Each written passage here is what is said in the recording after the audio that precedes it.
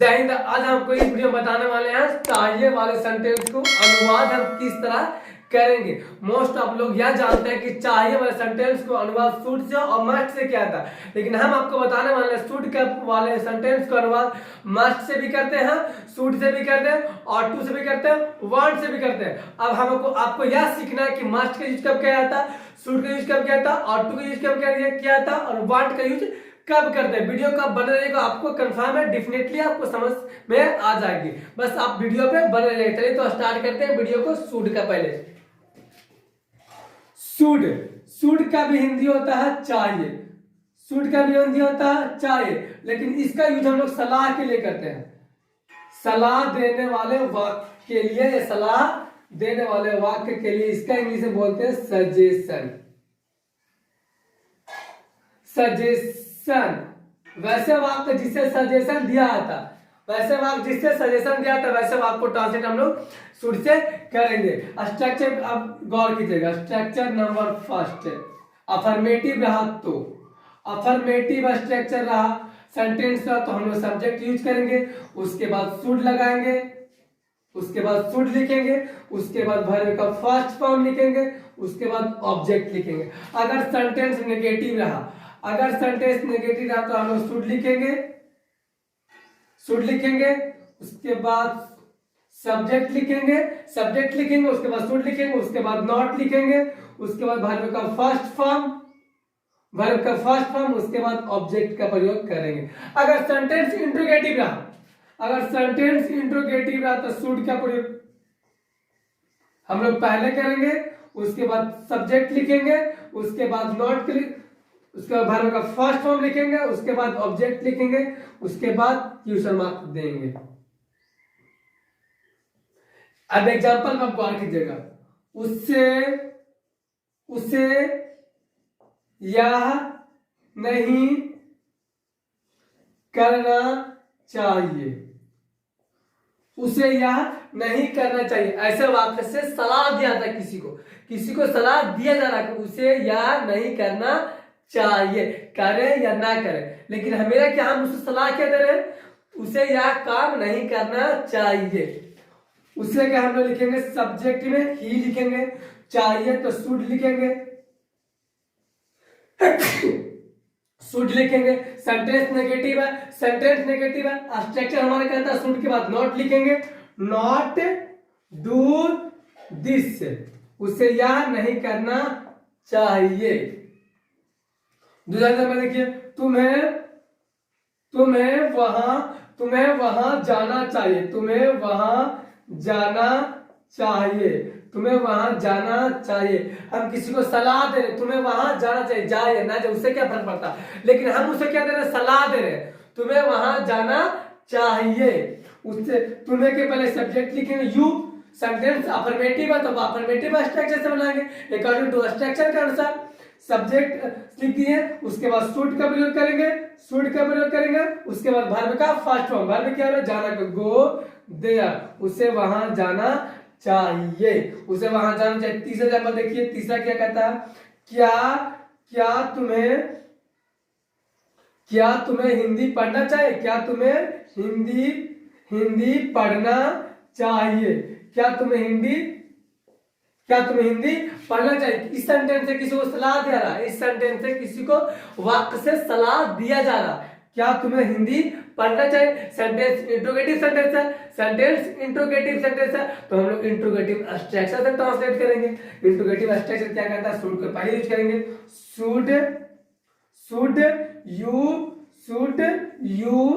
Should you verb का first form, पढ़ना चाहिए तो रीड हिंदी, क्या तुम हिंदी पढ़ना चाहिए। अब चलते हैं मस्ट का प्रयोग कब और किस सेंटेंस में करेंगे, चाहिए वाले के। इतना आप नोट कीजिए, सिर्फ बताते हैं हम आपको मस्ट का प्रयोग करता, मस्ट का भी हिंदी होता है चाहिए, अब इसका भी यूज हम लोग करते हैं सलाह के लिए, इसका भी यूज क्या आता है, सलाह के लिए, लेकिन फोर्स देकर, वैसा सलाह जिससे फोर्स किया आता हो, किया जाता हो। पहले आप इसका स्ट्रक्चर पे गौर कीजिए।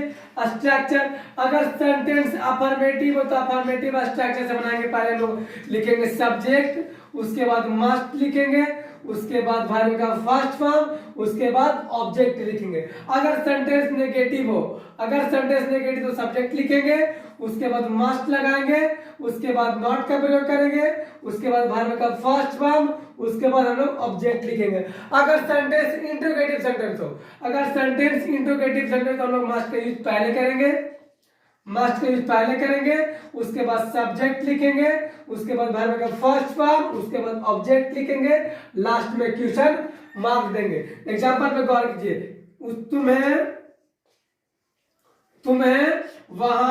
तुम्हें वहां जाना चाहिए, तुम्हें वहां जाना चाहिए। अब कहिएगा सर तुम्हें वहां जाना चाहिए। इस सेंटेंस में जोरदार सलाह फोर्स देके क्या दिया जा रहा है, तो या इसे अगर तुम्हें वहां जाना चाहिए, अगर कोई मुझे कैजुअली कहता है कि तुम्हें वहां जाना चाहिए तो एक तरह का सलाह हुआ। लेकिन अगर मेरे पिताजी बीमार है या कोई पेरेंट्स बीमार है, अगर मुझे कोई कहता तुम्हें वहां जाना चाहिए तो वह जोरदार सलाह होगा, क्योंकि तुम्हें वहां जाना चाहिए जोर देकर कहा जाएगा। तुम्हें वहां जाना चाहिए, फोर्स क्यों दिया जाएगा। कोई मुझे फोर्स कहेगा कि तुम्हें वहां जाना चाहिए, फोर्स देकर कोई कह रहा तो उसमें मस्ट का प्रयोग करेंगे। अगर कोई कैजुअली कह रहा है कि तुम्हें वहां जाना चाहिए तो शुड का प्रयोग करेंगे। दोनों सेंटेंस में, इसी सेंटेंस में हम लोग दोनों तरीके से बना सकते हैं, शुड से बना सकते हैं और मस्ट से बना सकते हैं, क्योंकि इस सेंटेंस के माध्यम से हमें पता ही नहीं चला कि कोई मुझे फोर्स सलाह दे रहा या फिर कैजुअली कह रहा। अगर कोई मुझे कैजुअली कह रहा है कि तुम्हें वहां जाना चाहिए तो शुड से बनाएंगे। अगर कोई मुझे फोर्स देके कह रहा कि तुम्हें वहां जाना चाहिए तो अगर फोर्स देके कहेगा तो हम लोग मस्ट का प्रयोग करेंगे, मस्ट का प्रयोग करेंगे। अगर you must go there, you must go there, अगर इसको हम यू शुड गो देयर भी कहेंगे तो गलत नहीं होगा इस सेंटेंस में। अगर तुम्हें कोई कहता है, अगर आपको कोई कहता है आपको हिंदी अवश्य पढ़नी चाहिए, आपको हिंदी अवश्य पढ़नी चाहिए। लेकिन इस सेंटेंस में तो पता चल रहा कि आपको हिंदी अवश्य पढ़नी चाहिए। इस सेंटेंस, इस वर्ड से पता चल रहा कि इस सेंटेंस में जोर दिया जा रहा, इस सेंटेंस में जोर दिया था। जिस सेंटेंस में जोर दिया जा रहा है उस सेंटेंस को ट्रांसलेट हम लोग मस्ट का प्रयोग करके करते हैं। ये तो आपको पता होगा कि आपको हिंदी में चाहिए आएगा, अब सेंटेंस में जोर दिया जाएगा तो हम लोग मस्ट का प्रयोग करके करेंगे। इस सेंटेंस में अवश्य लगा हुआ, अवश्य लगा गया या कभी कभी जरूर लगा होगा कि आपको हिंदी जरूर पढ़नी चाहिए, ऐसे बात तो हम समझ जाएंगे कि जोर दिया जा रहा। लेकिन तुम्हें वहां जाना चाहिए, ये भी वाक्य तो कभी कभी जोर देगा, जोरदार हो सकता है। या मुझे कोई कह सकता है कि आपको वहां जाना चाहिए, जोर देके कहेगा तो हम लोग मस्ट प्रयोग करेंगे, कैजुअली कहेगा तो शुड का प्रयोग करेंगे। इस सेंटेंस में पता चल रहा है कि जोर दिया जा रहा है क्योंकि इसमें अवश्य वर्ड लगा हुआ है, तो ऐसा वाक्य को हम लोग ट्रांसलेट शुड का प्रयोग करके करेंगे, मस्ट का प्रयोग करके करेंगे। तो यू मस्ट रीड हिंदी, आपको हिंदी अवश्य पढ़नी चाहिए। अगर मुझे को कहता है तुम्हें दूध पीना चाहिए, तुम्हें दूध पीना चाहिए, तुम्हें दूध पीना चाहिए, तुम्हें दूध पीना चाहिए। यह वर्ड हम ठीक ठाक है, यह वर्ड अगर हम ठीक ठाक है और कोई मुझे कह रहा है तुम्हें दूध पीना चाहिए, मतलब कैजुअली कह रहा, पी भी सकते हैं नहीं पी सकते।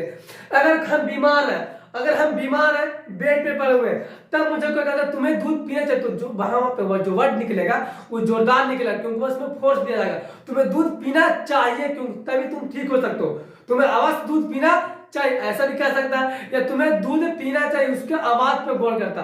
सामने वाले पर क्या कह रहा है उसके इमोशनल को देखिए किस तरह से उठेगा रहा। अगर वो जोर देके कह रहा तो मस्ट से प्रयोग करेंगे।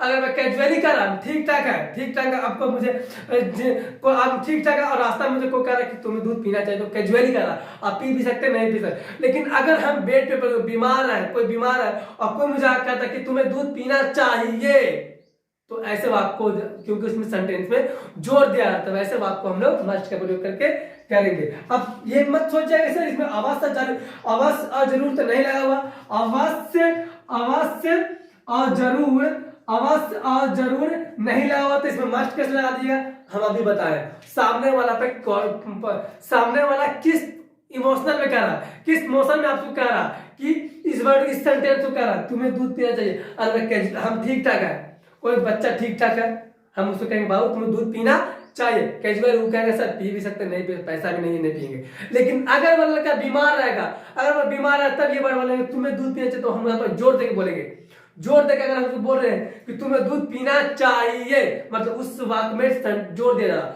फोर्स दिया रहा, उस वाक्य पर फोर्स दिया, ऐसा जिस वाक्य से फोर्स दिया जाता है उस वाक्य में हम लोग मस्ट का प्रयोग करके करेंगे। तो यू मस्ट ड्रिंक मिल्क, तुम्हें दूध पीना चाहिए। मस्ट से बनाने इसका मतलब इस सेंटेंस में कोई मुझे जोर दे रहा है तुम्हें दूध पीना चाहिए। आई होप आप समझ चुके हैं। आगे चलते हैं हम आप लोग और टू का प्रयोग लेके प्रयोग बताते हैं, आप नोट कीजिए। अब देखते हैं और टू का प्रयोग, और टू का प्रयोग कब और कैसे करते हैं। पहले देखते हैं और टू का हिंदी क्या होता है। और टू का भी हिंदी होता है चाहिए, और टू का भी हिंदी होता है चाहिए, लेकिन इसका यूज किया जाता है नैतिक कर्तव्य के लिए, नैतिक कर्तव्य के लिए, नैतिक कर्तव्य फॉर्मल ड्यूटीज बोलते हैं, फॉर्मल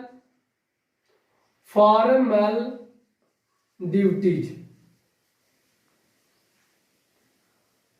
फॉर्मल ड्यूटीज के लिए। और टू का भी हिंदी होता है चाहिए, पर इसका यूज हम लोग करते हैं फॉर्मल ड्यूटीज, आई मीन नैतिक कर्तव्य, जो हमें हमारा फर्ज बनता है करना, हमारा वह फर्ज बनता है करना। सब जो संविधान के विरुद्ध हो वैसा काम, जो संविधान के विरुद्ध हो, कानून के विरुद्ध हो, जो हमारा फर्ज बनता है, हमारा फर्ज बनता है वैसा करना। जैसे गरीब एग्जाम्पल में करिए, हमें गरीबों को सहायता करनी चाहिए, कि हमारा फर्ज बनता है। और हम अमीर ज्यादा हो गए तो हमारा फर्ज बनता है कि गरीबों को सहायता करें। हमें हेलमेट लगाना चाहिए, तुम्हें हेलमेट लगाना चाहिए, हेलमेट एक नैतिक कर्तव्य है, फॉर्मल ड्यूटी में आता है। ऐसे वाक्य को ट्रांसलेट हम लोग और टू का प्रयोग करके करेंगे। एग्जाम्पल में गौर कीजिए, स्ट्रक्चर पे गौर कीजिए। पहले अगर सेंटेंस अफर्मेटिव रहा तो हम लोग सब्जेक्ट पहले यूज करेंगे, सब्जेक्ट यूज करेंगे, उसके बाद और टू का प्रयोग करेंगे, उसके बाद भार्ब का फर्स्ट फॉर्म, उसके बाद ऑब्जेक्ट लेंगे। अगर सेंटेंस नेगेटिव रहा तो हम लोग पहले सब्जेक्ट लिखेंगे, उसके बाद और टू लिखेंगे, उसके बाद नॉट का प्रयोग करेंगे, नॉट, उसके बाद टू लगाएंगे, उसके बाद वर्ब का फर्स्ट फॉर्म, उसके बाद ऑब्जेक्ट का यूज करेंगे। अगर सेंटेंस इंट्रोगेटिव हो गया, तो और टू का प्रयोग हम लोग पहले करेंगे, और उसके बाद सब्जेक्ट लिखेंगे, उसके बाद टू लिखेंगे, उसके बाद वर्ब का फर्स्ट फॉर्म, उसके बाद ऑब्जेक्ट, उसके बाद लास्ट में क्यों समझ देंगे। अब एग्जांपल पे गौर कीजिए, तुम्हें हेलमेट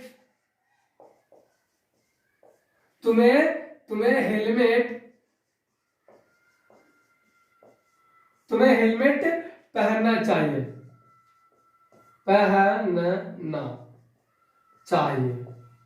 तुम्हें हेलमेट पहनना चाहिए, यह मेरा नैतिक कर्तव्य है, फॉर्मल ड्यूटी जब है तो तुम्हें हेलमेट पहनना चाहिए, हमें हेलमेट पहनने का नैतिक कर्तव्य है, फॉर्मल ड्यूटी नैतिक कर्तव्य है। तो ऐसे वाक्य ट्रांसलेट और टू का प्रयोग करके करते हैं।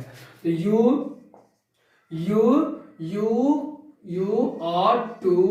you ought to wear the helmet, तुम्हें हेलमेट पहनना चाहिए। अगर वैसे वाक्य हम मस्ट से बनाएंगे तो कोई दिक्कत नहीं है, लेकिन और टू का प्रयोग ज्यादा बेस्ट होता है। आगे देखिए, हमें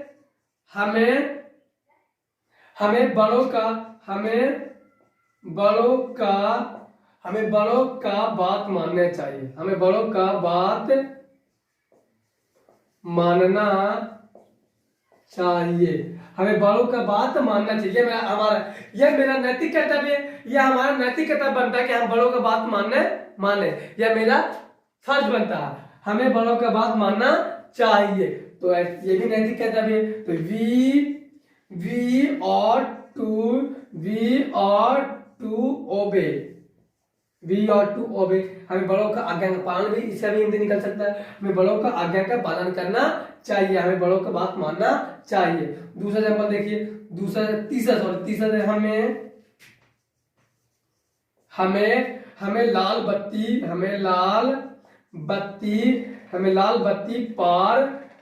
बत्ती पार नहीं करना चाहिए, हमें लाल बत्ती पार नहीं करना चाहिए। यह भी एक नैतिक कर्तव्य है, यह भी एक नैतिक कर्तव्य वाक्य है। ऐसे वाक्य को हम लोग ट से और टू का प्रयोग करेंगे। अगर मस्ट से भी कर देते तो कोई दिक्कत नहीं, लेकिन ज्यादा बेटर माना जाता और टू का प्रयोग से। we ought not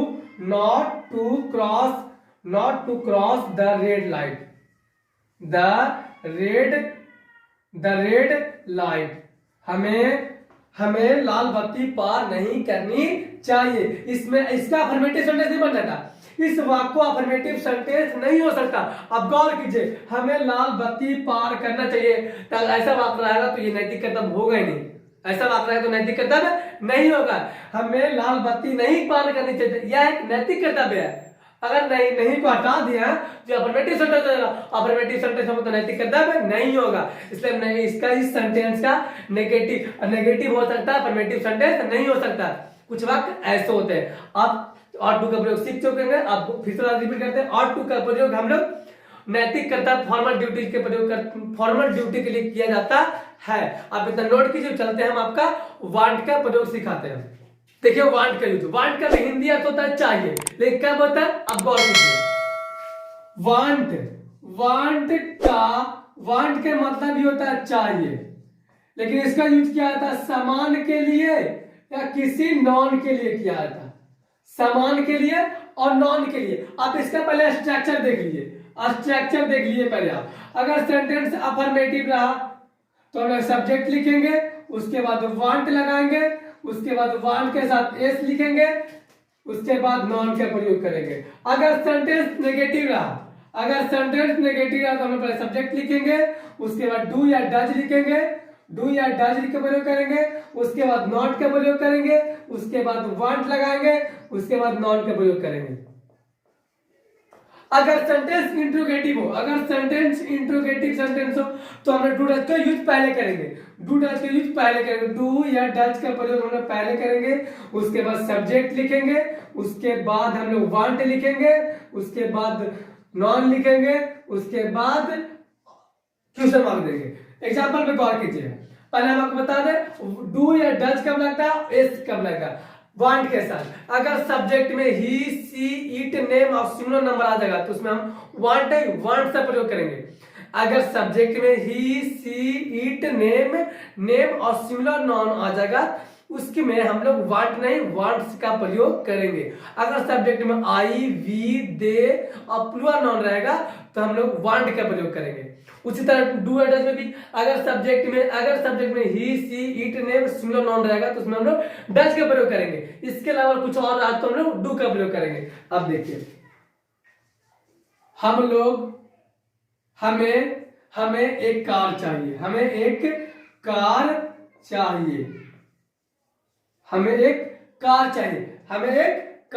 चाहिए तो कार कोई समान है, कोई कार नॉन है, कार एक नॉन है। तो अगर चाहिए रहेगा और नॉन की बात करता रहेगा तो उसमें हम लोग वांट का प्रयोग करेंगे। तो हमें एक कार चाहिए, सेंटेंस अफर्मेटिव स्ट्रक्चर में गौर कीजिएगा। वी वांट, इसमें एस का प्रयोग नहीं करेंगे वांट का, क्योंकि हम आपको बताएं he she it name singular noun के साथ वांट्स का प्रयोग करते हैं, वांट्स का प्रयोग करेंगे। अगर सब्जेक्ट में आई वी दे यू और प्लूरल नाउन रहेगा तो उसमें सिर्फ वांट का प्रयोग करेंगे। तो वी वांट अ कार, अगर हमें कार चाहिए। अगर सेंटेंस नेगेटिव रहा, मुझे एक गन चाहिए, मुझे एक बंदूक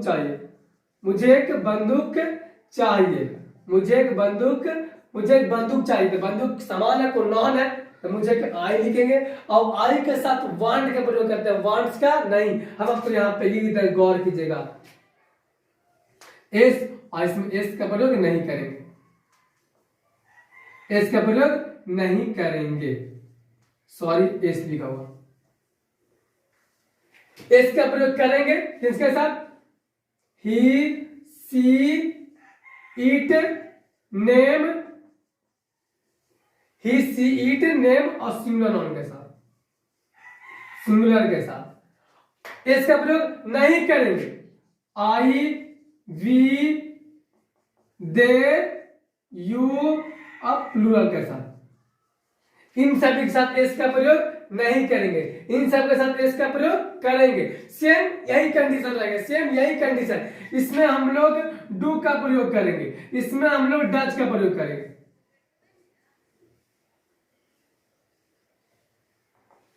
इस सभी सब्जेक्ट के साथ हम लोग डू का प्रयोग करेंगे, इस सभी सब्जेक्ट के साथ हम लोग डच का प्रयोग करेंगे। तो अब मुझे एक बंदूक चाहिए, चाहिए सेंटेंस अंत कर रहा, सामान का बात किया जा रहा, तो हम लोग वांट से ट्रांसलेट करेंगे, तो आई वांट, अब इसमें एस नहीं लाया क्योंकि हम बता चुके हैं आई के साथ एस का प्रयोग नहीं करते हैं। I want a gun, a gun. तीसरा पद देखिए,